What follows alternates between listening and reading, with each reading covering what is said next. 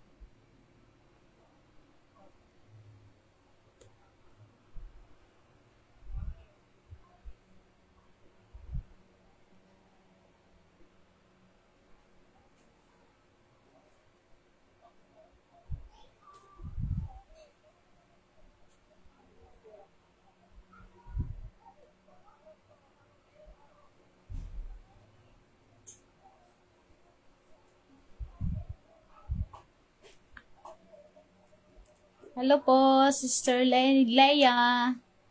Good evening po.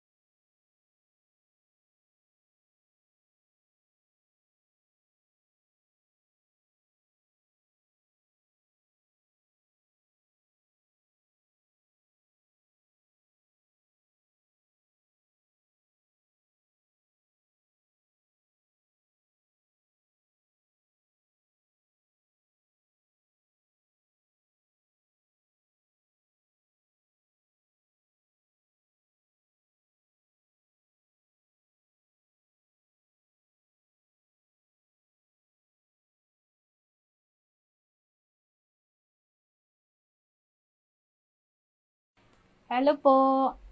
Hello, Sir Weng Reyes.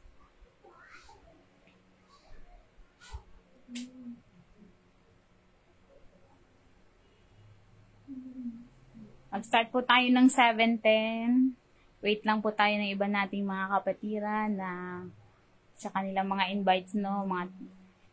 Pwede na po tayong mag-tag.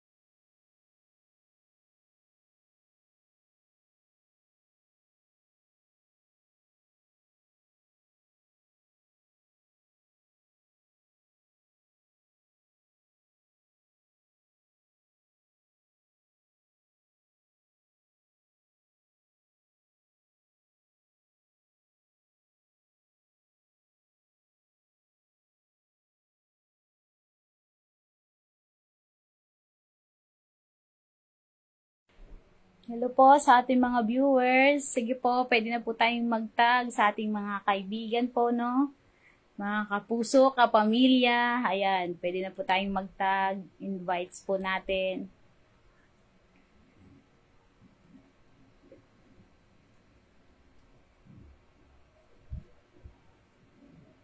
Hello po, good evening po sa ating 7 viewers.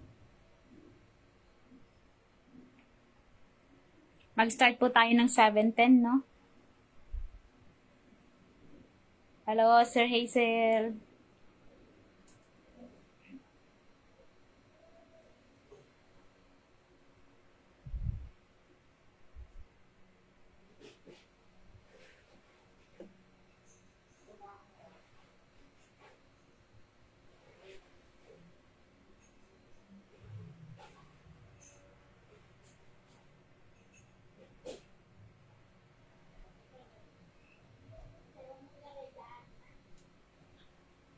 Hello po, Pastor Amirna.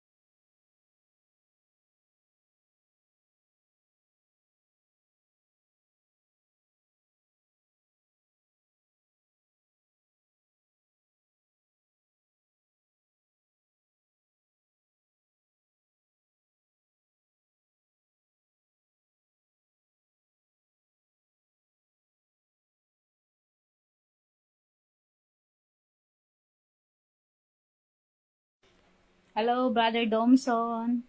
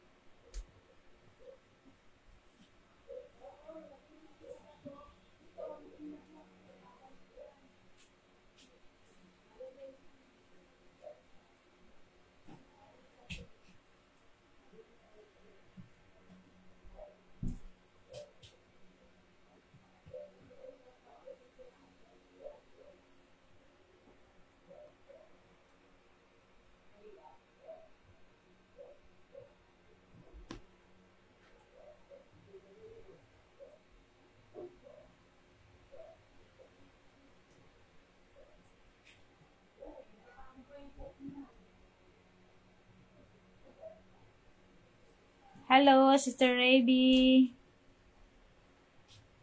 Kamusta ka na po?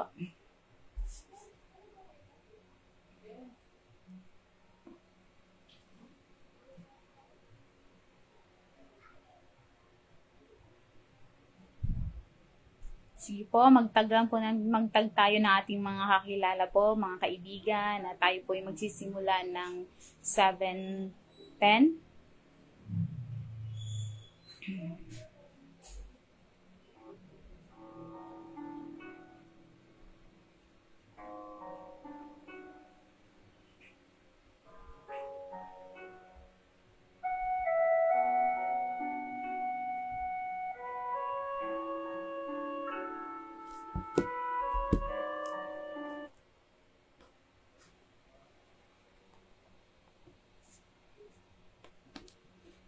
So, ayan po, no.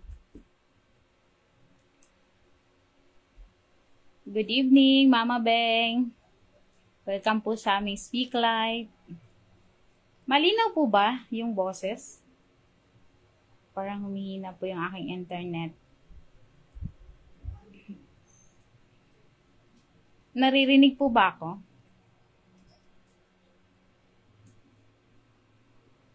Hello, Sir Selden.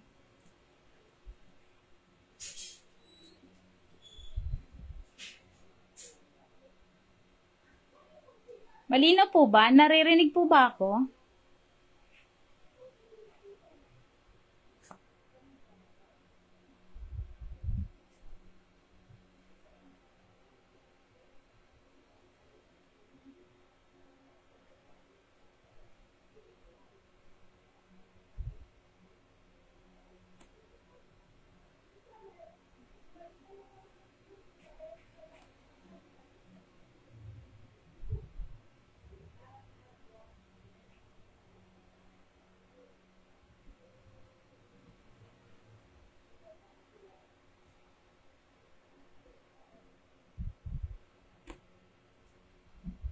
Sige po, salamat po.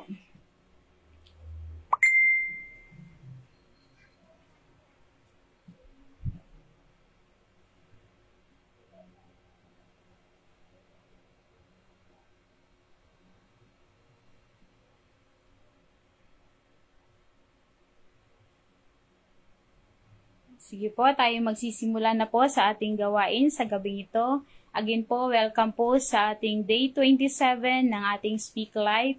At ito po ay hanggang 100 days, no? So, sa pagsisimula po ng ating gawain, tayo po muna ay manalangin. Aming Diyos na buhay, patuloy po kami nagpupuri at nagpapasalamat sa gabi ito, Panginoon, na ibinigay mo, pinagkaloob mo na kami, O God, ay muli na naman, O Lord, makapakinig ng iyong salita. Dalangin ko, Panginoon, sa mga taong na mga viewers namin, Panginoon, na ikaw ang kumilos sa puso ng bawat isa. At tanging ang katotohanan mo lamang, Panginoon, ang mamutawi, maging sa abang lingkod mo na ito, Panginoon, ay itago mo po sa iyong likuran. Tanging ikaw lamang ang makita at hindi ang kanyang kahinaan, Panginoon. At tanging yung kalooban mo lang mangyari sa gabi ito, Panginoon, ang maipahayag, O God. Dalangin din po namin, Panginoon, sa mga hindi pa nakapag-join, na ikaw, Lord, magpaalala sa kanila, Panginoon, sa gawain ito. Nang sa ganun, O Lord, ay hindi nila ma-miss out ang biyayang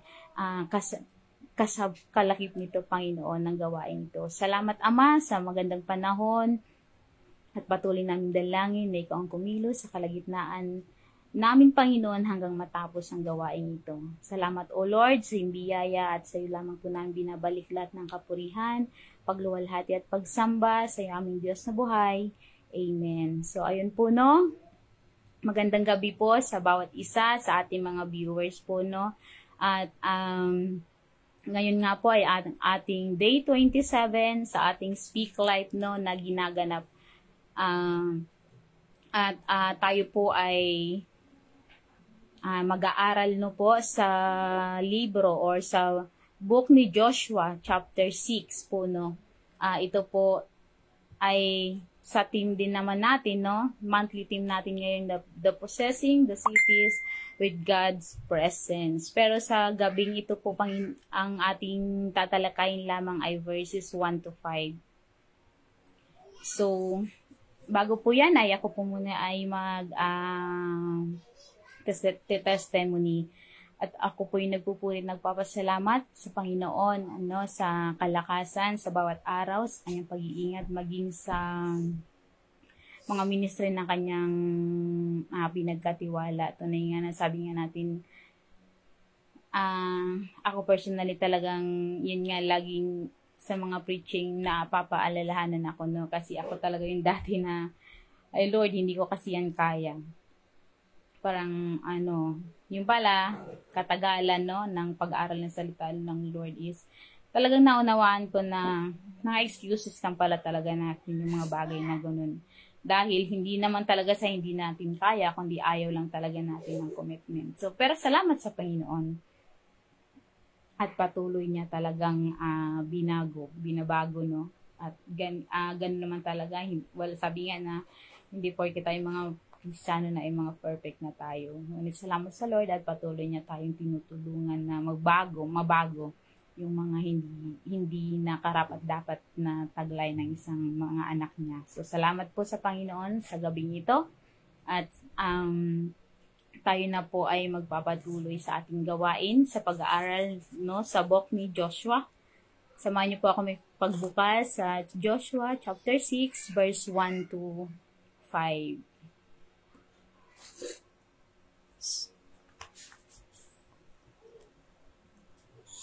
So, kung nakita nyo na po, ako po ay magbibigay lamang, no, sa mga bago pa lang na naka-join sa aming Speak Live na ito.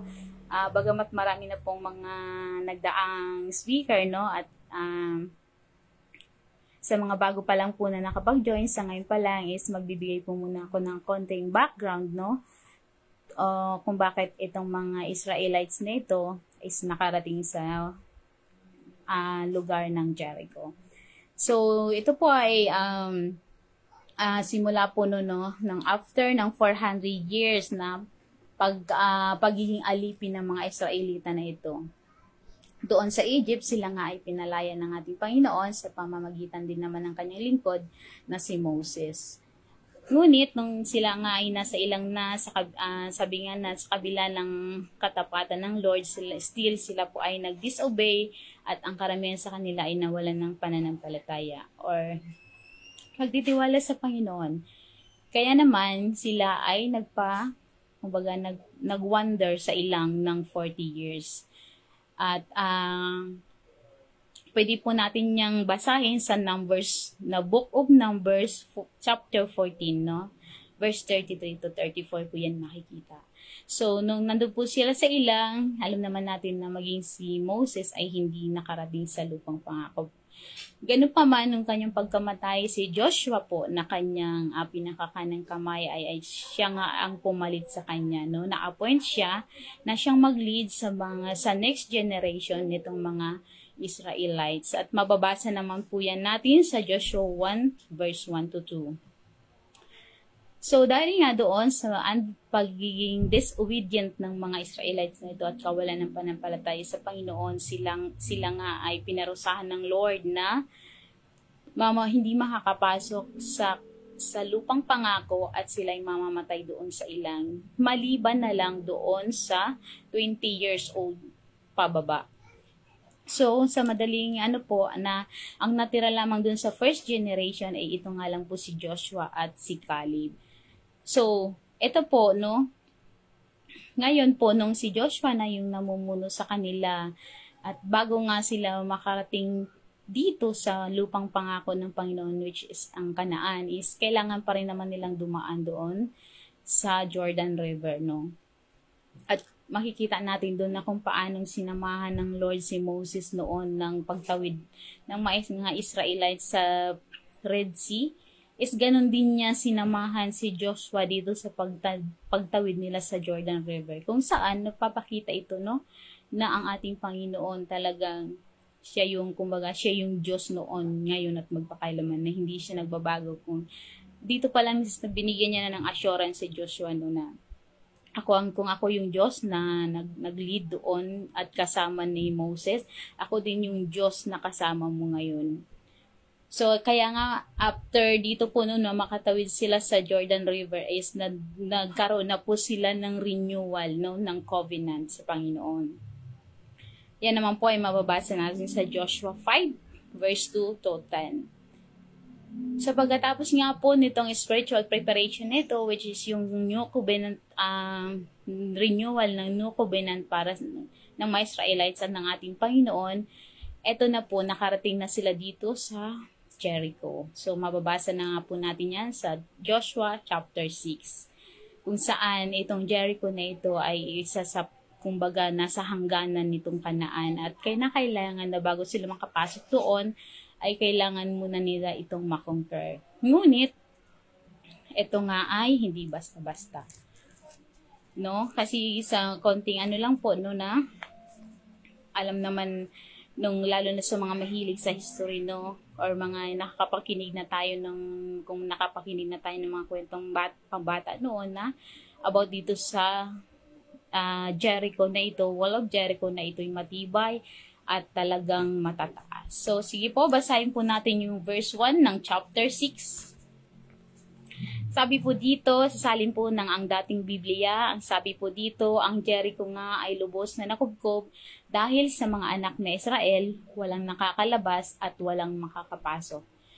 So, dito po, no, sa verse 1 is makikita natin na talagang nag-total lockdown itong syudad ng Jericho.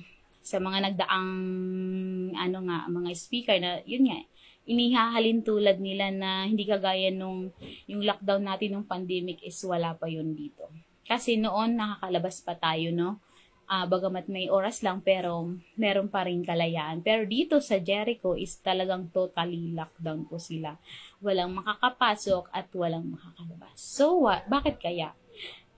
Na kung titingnan is sila ay, yun nga, inilarawan pa nga kahapon ni Sister Nori sa kanyang Speak Life yung kung gaano ito kapal, kung gaano ito kataas, no. So, ganun makikita natin physically, no, kung sa physical natin paningin, makikita natin talagang matibay itong wall of Jericho na ito. Simbolo ng, kumbaga, matatag na kuta talaga at may pa nga dito, yung nakita ko ang picture nito is naka-double wall pa yung ibang bahagi no, ng wall na ito. Na kumbaga, kung saan nagsisimbolo ito talaga ng matibay nilang depensa kung sakali mang merong mga mananakop, no, sa kanilang syudad. Pero, makikita na din natin kung bakit sa kabila ng katatagan ng kanilang mga barrier na ito is nandun pa rin, no, yung takot. Bakit kaya? Kasi nga, yung sa physical, sila nga ay, kumbaga, matatag. Pero sa loob, sa deep inside, sa loob nila, ay sila talaga ay takot. Kaya sila nag-total lockdown. Hindi dahil lang sa sa maraming Israelites na nag-camp sa malapit sa kanilang lugar. Kundi dahil nakakarinig na kasi sila, no, yung tungkol dito sa Diyos ng mga Israelita na ito, kung gaano ito kamakapangyarihan. Kaya pagdating po dyan sa verse 2, ang sabi po dito na sinabi ng Panginoon kay Josue na tingnan mo, aking ibinigay na sa iyong kamay ang Jericho at ang hari niyaon at ang mga makapangyarihang lalaking matatapang. So, 'di ba? Hindi lang basta yung mga warrior lang ng Jericho ang ibinigay ng Lord, kundi buong syudad, maging yung pinakapinuno nito, no? So, dito po, no, meron merong assurance ang Lord na sabi niya ibinigay na. So, meaning past tense na siya, no?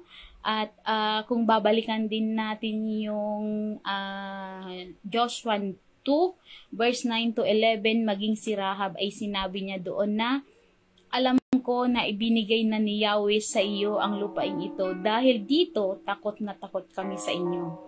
Narinig namin kung paanong pinatayo ni Yahweh ang dagat na pula upang makatawid kayo sa Egypt. At kung paanong nilipol sina Sihon at Og ang dalawang hari ng mga Amoreo sa kabila ng Jordan. Nang marinig namin iyon, nanghina ang aming loob at nawalan kami ng pag-asa sapagkat ang Panginoon ninyong Diyos ay Diyos sa langit sa itaas at sa lupa sa ibaba. So ayan po no, talagang ibig sabihin na bago pa man sila makarating dito sa city of Jericho is talagang na-prepare na ng Lord. Ibinigay na sa kanila ng Lord ang lupain ito. Kaya naman, talaga makikita natin na yung katapatan ng Lord sa kanyang mga pangako. No, na talagang sabi nga na siya talaga yung nagpiprepare ng ating mga, kumbaga, wala na tayong aalalahanin pa dahil napagtagumpayan na ng Panginoon kung ano man yung mga kinakaharap nating hamon ngayon. So, kumbaga, ang gagawin na lang natin ay sumunod sa Panginoon upang din naman talaga ay kahit kaano kahirap, no, ang mga kinakaharap natin mga pagsubok man yan or mga problema sa buhay, anumang mga, kasi diba meron tayong mga iba-ibang walls, no, kagaya nitong Jericho na ito, meron tayong kanya-kanyang kinakaharap na pader na parang kung sa physical nating mata ay hindi natin kaya, lalo na kung ito ay karamdaman. Pero naman natin, no, sa mga salita ng Panginoon dito sa Biblia, talagang marami tayong nagpapatunay ang ating Panginoon kung tayo sa Kanya magtitiwala at susunod ay walang imposible sa Kanya. So sabi dito na, ibig sabihin no, na talagang bago pa lang magsimula yung laban is dineclare na ng Panginoon ang kanilang tagumpay. Ibinigay na. So ibig sabihin na hindi ito isang pangako na mangyayari pa lamang, no, kundi isang tiyak na yung kanilang katagumpayan at itinakda na ito ng Panginoon bago pa man magsimula ang laban. So, kumbaga, talagang kung tayo siguro nandun sa panahon na yun, kasi Diyos ang nagsabi, talagang wala tayong dahilan para hindi sumunod, no? So, kahit talagang sa paningin natin minsan may mga napaka-imposibleng bagay, pero kapag talagang naaalala natin yung salita ng Panginoon na tayo talaga ay nagkakaroon ng pananampalataya at pagtitiwala sa Kanya, na ina-acknowledge natin sa ating mga sarili na yung anumang ating kinakaharap ay hindi natin ito makakayanan kung wala ang Panginoon. So, kaya po dyan, pagdating sa verse 3 at 4, no? Sabi po dito, ikaw at ang iyong kawal ay liligid sa palibot ng Jericho, minsan isang araw sa loob ng 6 na araw.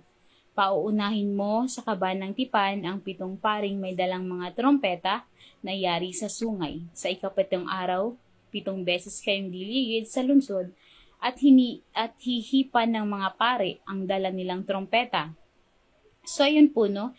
Kung makikita natin talagang ang Lord, yung plan ng Lord na ito, no, na makonquer nila ang Jericho ay talagang nakaplano niya, no, detalyado. At alam naman natin na talagang ganun talaga ang ating Panginoon. Hindi siya yung Diyos na talagang sabi nga nag-act randomly, kumbaga lahat, no, na alam naman natin na sa simula pa lang is doon sa 6 days na ginawa niya ang lahat ng bagay is kasama na niya ang mga bagay nito, mga planong ito. Kaya naman ganun kadetalyado. So again, talagang sabi nga na kung ganito kadetalyado ang instruction ng commander nila, kumbaga yung walang iba kundi ang Panginoon, is talagang susunod at susunod sila, no? Kasi doon pa lang sa ilang nakita na rin nila kung gaano kadakila ang Diyos na ito. So, kaya pa makikita natin na dito kung paano nila sinunod bawat detalye na sinabi sa kanila ng Panginoon. So itong mga ginamit dito no na mga instrumento, alam naman natin na lahat ito ay may mga kumbaga significance, no? At sabi dito, sila ay magmamarcha, no? 6 na beses araw-araw sa loob ng 6 na araw. At maingat po nila itong sinunod, no? At meron pang ano dyan na talagang bawal silang mag-ingay silently. So, ibig sabihin lang po nito, no? At nagpapakita ito ng kanilang pagiging humble, no? Humility nila sa harapan ng Lord. Yung obedience and total submission nila na talagang ang Lord ang may control sa laban ito. So, maingat silang sumunod hanggang doon sa pagmarcha nila hanggang sa 7 araw. Kung saan ipinangako din talaga ng Panginoon na ibibigay sa kanila, no? Sabi dito na, yung 7 pare, kung saan detalyado din sinabi na dapat sila ay sila yung may dala ng trompeta at sila yung nauuna, no? Kasunod nila yung Ark of the Covenant. So, meaning po dito, no, ibig sabihin na talagang ang Panginoon, ang presence ng Lord, yung kapangyarihan ng Panginoon is yun talaga yung nagli-lead or nag-guide dito sa kanyang mga anak, yung which is yung mga Israelite. So, meaning na yung battle na ito is spiritual, no? Hindi ito, kumbaga, physical na laban, kaya nga wala silang ginawa, no? Na kung anumang pakikipagbata or pakikipagdigma, wala po silang ginawa. Because this battle is spiritual, no? Ibig sabihin lang dito na ang kinakailangan lang dito is yung kanilang faith at ang kanilang buong pagtitiwala sa plano ng Panginoon. Kasi kung sa kanilang sarili lang talaga, kung titingnan mo physically, hindi mo talaga basta-bastang makoconquer yung Jericho na ito. So, dito po, no, makikita din naman natin na sabi doon na kasunod doon ay kasunod po sa kanila ay yung Ark of the Covenant. Symbolize naman po ito ng covenant ng Panginoon, yung promise ng Lord na talagang makikita dito na yung Panginoon ang nagiging sentro, no, sa kanilang ginagawa. Which is, ganun din naman sa atin talagang pagka may pinag-uutos sa atin ng Lord, wala talaga tayong ibang kumbaga hinihingan ng tulong para mas maunawaan, masunod ng detalyado kundi ang ating Panginoon. So kung sila noon may Ark of the Covenant, ngayon ay meron naman tayong Biblia kung saan nandun na lahat. Nandun na lahat yung ating mga kakailanganin pa. So, ang kailangan na lang natin is basahin ito, aralin para tayo, sabi nga ay bulay-bulayin natin araw at gabi upang masunod natin yung mga nakasulat dito na siyang kalooban din naman ng ating Panginoon. So, ayun, no, makikita natin dito yung sa bawat detalye na inuutos ng Panginoon kay Joshua at sinunod din naman ng mga Israelita, no?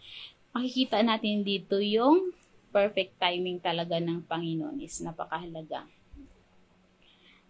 So, sabi dito na, sa verse 5, no? Sabi, pagkarinig ninyo ng isang malakas na mahabang tunog ng tambuli, lahat kayo ay ubod lakas na sisigaw sa sandaling iyon. Babagsak ang mga pader ng lungsod at walang sagabal na makakapasok doon ang lahat. So, ayun, no. Sabi nga dito na pagkarinig ninyo ng malakas na mahabang tunog ng tambuli, kayo ay ubod lakas na sisigaw. So, makikita natin kung paano ito sinunod, no, ng mga Israelites. Ganon din naman tayo minsan, no, pag may pinag-uutos ang Panginoon, talagang dapat pala talaga tayo maging, kumbaga, attentive noon. doon sa perfect timing na lagi binibigay ng Panginoon. Kasi, as mga mananampalataya or believers, we are called no to honor it and to follow dito sa God's timing na ito na ibinibigay niya sa mga kanyang mga anak, no, every detail, no, na talagang maging ano pala talaga tayo, maging mapagbantay na masunod natin ito precisely, no. Kagaya nitong sa Jericho, kung paanong inutos ng Lord na dapat pagka narinig niyong ganito, nung mahabang tunog, sisigaw na kayo ng malakas. Ganun nga nila ito sinunod. So, minsan nga inaaral ko ito, naalala ko minsan, di ba, pagka nagpipreaching, tapos sabihin amen, di ba, parang, ang malaking pala talaga na kailangan talagang yung maging yung pag-i-amen natin or pagsisigaw ng praise the Lord is malaking talaga pala na dapat yung lakas nito, no, naaayon din talaga sa ating, kumbaga, sa ating faith.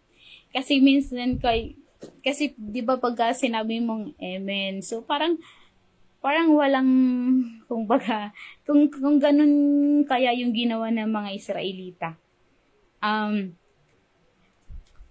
Ibig sabihin, kung ganun kaya ang ginawa nila, so hindi nila nasunod, no? Maaring hindi bumagsak yung Jericho nito. Hindi dahil sa lakas ng kanilang sigaw talaga, no? Kundi dun sa sigaw na kasama ng kanilang pananampalataya at pagtitiwala sa Panginoon. So, kaya minsan, kailangan talaga natin maging, hindi lang minsan, kundi talagang dapat, no, as a believer na maging aware tayo sa mga bagay-bagay na, lalo na yung kung para ito sa gawain ng Panginoon. Kagaya nga halimbawa, pagka may pinagawa ang Lord, tapos sabihin ng Lord, magsisimula yung gawain alas 9, tapos dadating tayo alas 11 kasi lagi nga 'di ba ng mga Filipino time daw. So alam naman natin sa Panginoon na talagang yung mga bagay nito is disobedience talaga ito sa kanyang harapan. At as a Christian is hindi na talaga sa atin uubra yung mga kumbaga excuses ng mundo, no? Kasi sa mundo meron pa silang better late than never. So hindi na po yan talaga applicable sa atin as mga Kristiyano. So kasi yung perfect timing ng Lord is always meron po itong kumbaga kasamang blessing, hindi lang physical, kundi talagang mas higit spiritual, no. At kapag na-miss out natin yung mga bagay na yan, alam naman natin na yung kumbaga ka-contrast nitong blessing na ito is consequences. So as mga mananampalataya, talagang kailangan natin maging aware, no, doon sa tinig ng ating Panginoon, sa kanyang pinag-uutos, na masunod natin ito every detail, no, at nang sa ganun ay hindi natin mag-miss out yung blessing ng ating Panginoon o yung dapat mangyari sa panahon na itinakda ng ating Panginoon. So, dito po, no, sa verse 5, makikita natin na nasubok ang kanilang faith, no, ang kanilang obedience sa Panginoon. At marami din namang mga karakter sa Biblia kung saan ay talagang nagpapakita ng kanilang mga pananampalataya at pagsunod. So, yung mga Israelites, no, kung bakit gano'n na lang talaga silang magtiwala sa Panginoon, sumunod sa Panginoon sa lahat ng sinabi ni Joshua, yung detalyado, bawat detail ay maingat nilang sinunod dahil alam naman nila kung gaano katapat itong Diyos na ito, no, kung gaano kasigurado sa kanyang kumbaga pinapagawa itong Diyos na ito. Alam ng Lord kahit sa paningin ng tao, may mga bagay na parang imposible, pero pag Lord ang nagsabi, alam naman natin bilang mananampalataya na ito ay mangyayari. So, yung mga Israelites, ganun na lang ang kanilang faith at obedience sa Lord dahil nasaksihan nila kung gaano kabuti ang Diyos na ito, no? So, same din kay Rahab kung saan isang ang taga Jericho siya. Pero, nung narinig niya yung tungkol sa ating Panginoon, siya ay nanampalataya. At kagaya nga ng pinangako sa kanya ng mga anak ng Diyos na dahil sa kanyang pananampalataya ay maliligtas yung kanyang sambayan. So, sa panahon na to, paano kaya tayo magiging Rahab sa ating generation na ito? So, halimbawa po no, sa ating pamilya at tayo lang yung mananampalataya, paano natin maililigtas yung ating sambahayan, no? Sa pamamagitan din talaga ito ng, kumbaga, kagaya ng ginawa ni Rahab kahit delikado. Kasi nga siya is taga Jericho. Kumbaga, parang nandun yung danger na mahuli siya, na siya pala yung nagtago sa mga espiyan ng mga Israel. So, despite dun sa danger, hindi niya ito inalintana dahil yun nga is nagtiwala siya no na ang Panginoon ang Panginoon ng Israel ay makapangyarihan. Siya po ay nagtiwala. Kaya naman yung kanyang sambahayan ay talagang naligtas doon sa pagguho ng pagkalipol ng city ng Jericho na ito. So sa ating panahon ngayon, kung gaano man kahirap, lalo na doon sa mga sila lang ang mga mananampalataya sa kanilang pamilya, talagang gaano man kahirap. At alam naman natin hindi naman talaga madali, no? Lalo na yung pagpapahayag ng salita ng Lord, talagang kailangan mo din ng courage, no? Ng boldness. At ako man din ay talagang hinihingi ko yun sa Lord kasi nga hindi talaga po ako sanay talagang nagsasalita nga ng ganito sa harap na pero sabi nga ng mga friends ko, kung ano yung ayaw mo, doon ka talaga inilagay ng Lord. At alam naman natin na talagang alisin tayo ng Lord sa ating mga comfort zone. At salamat sa Panginoon dahil sabi nga tapat siya sa kanyang pangako na hindi naman talaga niya tayo iiwan pababayaan. So gayon no, pag sa panahon natin pwede tayong maging Rahab, lalo na higit doon sa ating mga mahal sa buhay na hindi pa nakakakilala sa Panginoon.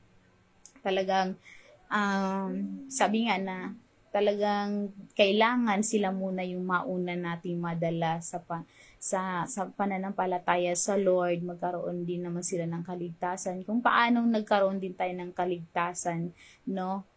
Sabi nga na natanggap natin ito ng libre at ibibigay natin ng libre. So lalo na sa ating mga mahal sa buhay na kailangan talaga nating unahin. So ayun po no, sa mga bagay na ito na ating pinag-aralan, kung bakit kailangan natin aralin yung Joshua na ito, yung buko ng Joshua, bakit kailangan natin malaman yung fall ng Jericho, kasi nga ito ay sa ating panahon ngayon is marami din tayong maaring mga walls na nakaharang sa atin, no, para hindi natin magawa yung kalooban ng Lord o yung pinapagawa sa atin ng Panginoon. Like sa mga iba may karamdaman, yung iba naman is yun nga dahil sa mga trabaho talagang hindi sila nakakasunod sa Lord.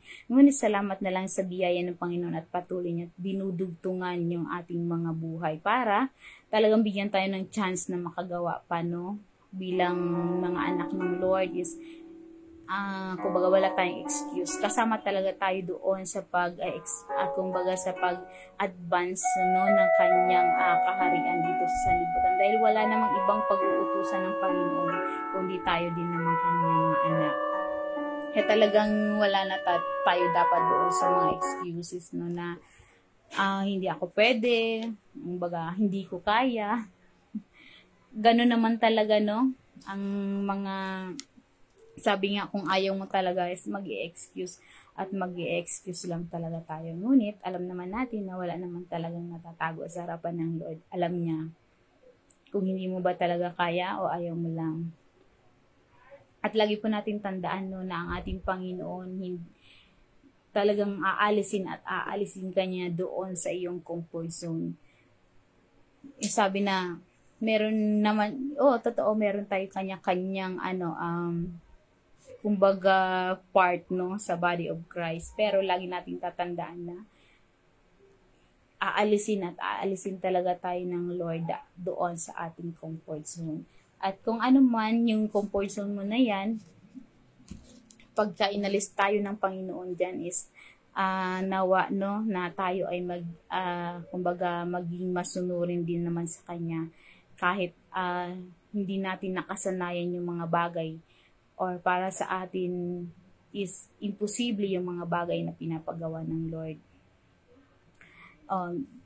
At sa ating pagtatapos po, no, na talagang pinapakita lang po dito, no, sa story na ito ng Fall of Jericho na ang Panginoon talaga ay siya yung nangunguna sa kanyang mga anak. Dahil lagi natin naririnig ito na kung wala ang Panginoon, wala talaga tayo, no. Wala tayong pwedeng ipangako sa Lord maging ang ating mga buhay. Kundi talagang tayo lang ay, kumbaga, kapag talagang may inuutos ang Panginoon, may pinapagawa ang Lord, gaano man ito ka-imposible, ilagay lang talaga natin yung commitment natin noon sa, kumbaga, yung kagalakan natin sa pagsunod, kagaya ng ginawa ni Joshua at ng mga Israelites, no? At lagi tayo, syempre, magtiwala lang doon sa perfect timing lagi ng Panginoon sa mga bagay na pinapagawa niya. Lalo na doon sa pagpapalaganap ng kanyang salita dito sa sanlibutan. Kaya sabi ko nga kanina, wala naman talaga pag-uutusan ng Panginoon na gagawa nito kundi tayo din lang na kanyang mga anak. So, maraming salamat po sa mga kasama natin, no, buong live. Maraming salamat po at patuloy po tayong mag-tune in gabi-gabi. Ito po ay hanggang 100 days, no, at tayo po ngayon ay nasa day 27 pa lamang. So sa pagtatapos po ng ating gawain, tayo po muna ay manalangin. Aming Diyos na buhay, maraming salamat pong muli sa iyong pagsama, sa iyong pag-iingat sa bawat isa. Bagamat, O Lord, sa kapaligiran ay madaming banta, O God, ng panganib. Maraming nasishaken, lalo na, O Lord, sa mga sa panahon ngayon na maraming sakuna sa aming bansa. Ngunit alam po namin, Panginoon, na mas kami ay ligtas sa piling mo, O Lord. Patuloy mo namin kami panghawakan ng aming pananampalataya ay talagang kailan may hindi matitinag sa anumang, O God, na hamon, Panginoon, sa buhay nito. Sa anumang pagsubok at sa anumang pinag-uutos mo na tulungan niyo po kami, Panginoon, na palaging piliing sumunod sa iyo gaano man ka-imposible, Ama. Maging sa mga tao na nakikinig, Panginoon, pakahipuin mo po ang kanilang mga puso, ang mga isipan, na ang kanilang salitang mga narinig mula sa iyo, Panginoon, na talagang tumimo sa kanilang mga puso at isipan at kumilala, Panginoon, sa iyong kadakilan at totally na magtiwala, Panginoon, na talaga ang buhay na ito ay para lamang sa iyo, Panginoon. At ito'y nakatalaga para gamitin mo, Ama, sa pagpapalaganap ng iyong salita dito sa liputan. Salamat po, Panginoon, sa iyong biyaya na patuloy namin naranasan higit lalo spiritual, O God, sa aming pagtatapos sa gawain ito. Pakaingatan niyo po ang bawat isa, saan man po sila naroon. Ikaw po, Panginoon, ang lumagay sa kalagitnaan namin at mag-ingat sa lahat ng aming bawat hakbang ng aming mga paa, Panginoon. Sa iyo po namin binabalik lahat ng kapurihan, pagluwalhati at pagsamba sa nag-iisang Diyos na buhay. In Jesus' mighty name we pray. Amen. So ayan po, no. Maraming salamat po sa ating mga kapatid, mga invites po na nanatili hanggang sa matapos pa ang ating live at tayo po ay dadako na sa pag-shout out po ng ating mga viewers. So ayan po, shout out po kay Sister Susan Fernandez. Ayan po ay yung mga kapatiran po natin sa Japan, kay Brother Jerry Pasqua. kay Sister Wing Reyes, kay Pastor Mierna Halcon, Sister Wing Galdo, kay Elder Shirley Lancaster, kay Elder Chi Lumen. Shout out din po sa tita ko, kay Mama Beng, kay Sister Jovilie, kay Jenny Rose, kay Sir Jocelyn Briones Bersede, taga Burias po ba ito? Kay Brother Bernard, kay Brother Emeterio, no, ng FOM Dolon Crusher, kay Brother Roger Lego, kay Lola Ermo, hello po, at kay Brother Tony. Maraming salamat po kay Brother JR Alvesa, kay Sir Joy, Leia Joy, ayun. Maraming salamat po sa pag-tune in sa gabing ito at pagpalain po tayong lahat ng ating Panginoon at bukas po ay abangan po muli po natin ang ating daily Speak Life, no? So, day 28 na po tayo bukas at ang makakasama naman po natin ay Sister Sheena and Sister Juvie. So, again po, maraming salamat at ang Panginoon po ay patuloy po na sumama sa atin. Salamat. Shout out din po kay Pastor J. Lumen. Ayan. So, at sa lahat po ng ating mga kapatiran sa Bicol, FOM Bicol po, FOM, kung saan sa Tapel, ay, ayun po, meron po tayong church dyan, sa Badian, sa Piuduran, at meron din po tayong Bible study, no, ng Japan. Kung may mga taga-Japan po kayong kakilala, pwede po silang sumali sa kanang Bible study. At, maraming salamat po muli sa lahat nag-tune in. Pagpalain po tayong lahat ng Panginoon. God bless us, O Lord. Maraming salamat po. Bye.